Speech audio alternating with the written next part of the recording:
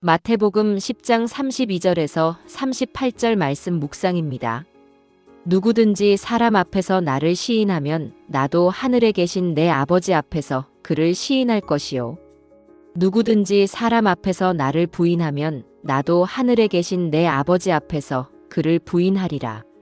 내가 세상에 화평을 주러 온 줄로 생각하지 말라. 화평이 아니요 검을 주러 왔노라. 내가 온 것은 사람이 그 아버지와 딸이 어머니와 며느리가 시어머니와 불화하게 하려 함이니 사람의 원수가 자기 집안 식구리라. 아버지나 어머니를 나보다 더 사랑하는 자는 내게 합당하지 아니하고 아들이나 딸을 나보다 더 사랑하는 자도 내게 합당하지 아니하며 또 자기 십자가를 지고 나를 따르지 않는 자도 내게 합당하지 아니하니라. 32절 누구든지 사람 앞에서 나를 시인하면 나도 하늘에 계신 내 아버지 앞에서 그를 시인할 것이요. 사람들 앞에서 주님을 시인한다는 것은 내가 주님께 속한 자인 것을 선언하는 것입니다. 즉 나는 주님 편이며 주님께서도 내 편이심을 공표하는 것입니다. 이것은 쉬운 일처럼 보입니다. 그러나 실상은 어렵습니다. 지금 한국의 개신교 교인은 900만 명이 넘습니다. 한국 국민의 5분의 1이면 결코 소수가 아니며 힘이며 권력입니다. 한마음이 된다면 거대한 압력단체가 될 수도 있습니다. 이런 상황에서 자신이 기독교인인 것을 밝히는 것은 별로 어려운 일이 아닙니다. 오히려 기독교인임을 밝히는 것이 유익이 될 일이 더 많습니다. 그러나 기독교가 온 민족에게 미움을 받는 상황에서도 꿋꿋하게 자신이 기독교인임을 밝힐 수 있겠습니까? 신천지가 코로나 전파 주범으로 온 국민의 지탄의 대상이 된 적이 있습니다. 도처에 숨은 신천지 교인들은 결코 자신의 신분을 드러내지 않았습니다.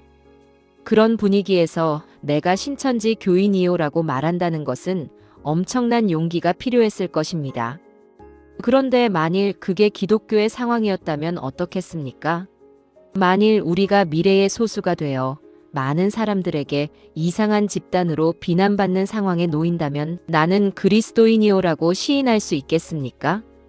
만일 주님께서 비난받는 상황이라면 나도 기꺼이 비난을 받겠다고 할 수 있겠습니까?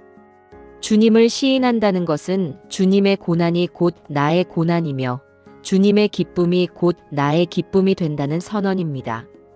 34절 내가 세상에 화평을 주러 온 줄로 생각하지 말라. 화평이 아니요 검을 주러 왔노라. 주님께서는 평화의 왕이십니다. 주님께서 태어나셨을 때 천사들은 합창하여 외쳤습니다. 지극히 높은 곳에서는 하나님께 영광이요 땅에서는 하나님이 기뻐하신 사람들 중에 평화로다 하니라. 그런데 오늘 본문에서 주님께서는 평화가 아닌 검을 주러 오셨다고 하십니다. 이것은 모순입니까? 아닙니다. 가톨릭은 유럽을 지배하던 중세에 각종 엉터리 종교 교리로 사람들을 억압했습니다. 겉으로는 모든 것이 질서가 있고 평화로웠습니다. 아무 문제가 없었습니다. 그런데 속으로는 모두가 무거운 짐으로 허덕이고 있었습니다. 그럴 때 루터는 무언가 잘못되었음을 느끼고 성경을 통해서 그 문제가 무엇인지를 깨달았습니다. 루터 전기에 보면 재미있는 표현이 있습니다. 루터가 이게 아니다라고 외치자 유럽 전역에 기와장처럼 많던 마귀들이 모두가 기지개를 켜며 일어나기 시작했다는 것입니다. 싸움이 시작된 것입니다. 불교 집안에서 예수님을 믿는 바람에 그 평화롭던 가족들 사이에 분쟁이 일어났다고 합시다.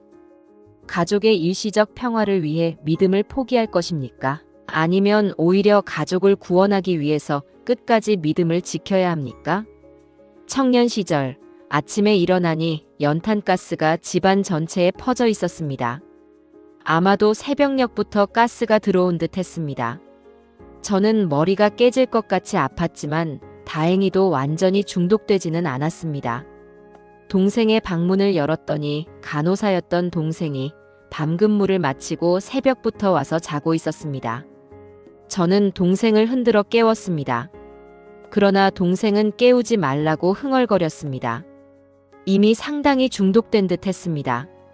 제 동생이 아무리 짜증을 내도 저는 강제로 끌고 나와야 했습니다. 화평을 위해서 동생을 내버려 두었어야 했습니까? 주님으로 말미암은 분쟁은 살기 위한 싸움이며 살리기 위한 싸움입니다. 우리가 어찌 이 싸움을 마다하겠습니까? 37절 아버지나 어머니를 나보다 더 사랑하는 자는 내게 합당하지 아니하고 아들이나 딸을 나보다 더 사랑하는 자도 내게 합당하지 아니하며. 나의 삶에서 최우선 순위는 무엇입니까? 선택의 기로에서 나는 언제나 주님 우선주의로 삽니까? 어떤 형제는 교회에서 핵심 역할을 맡은 사람인데 아침에 신문을 읽는 데는 무려 1시간씩 투자하면서 성경 묵상하는 데에는 5분도 아까워한 것을 회개했습니다. 어떤 형제는 취미 생활에는 몇 시간도 아까워하지 않고 몰두하면서 막상 기도 생활에는 관심이 없음을 회개했습니다. 우리는 기도를 억지로 30분, 1시간씩 할 수 있습니다. 문제는 시간의 길이가 아니라 내 마음이 다른 곳에 가 있는 것입니다. 내 마음이 다른 곳에 가 있는 자들에게 주님께서는 말씀하십니다. 내게 합당하지 않다. 그런 자들은 제자로서의 삶을 살아낼 수가 없는 것입니다. 주님께서는 말씀하십니다.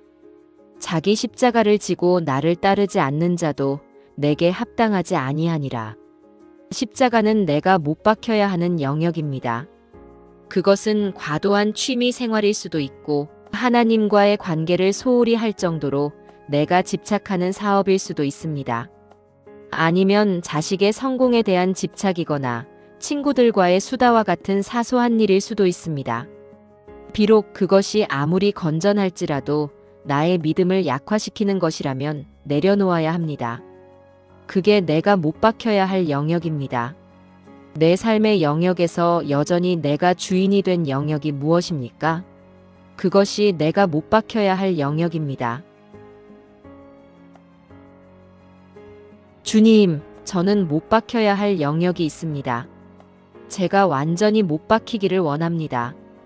저를 육신의 소욕에서 건져주십시오. 주님의 주님 되심을 인정하며 이것이 제 삶 속에서 나타나게 해주십시오. 주님, 제가 기쁨으로 십자가를 지고 따르게 해주십시오. 예수님 이름으로 기도합니다. 아멘.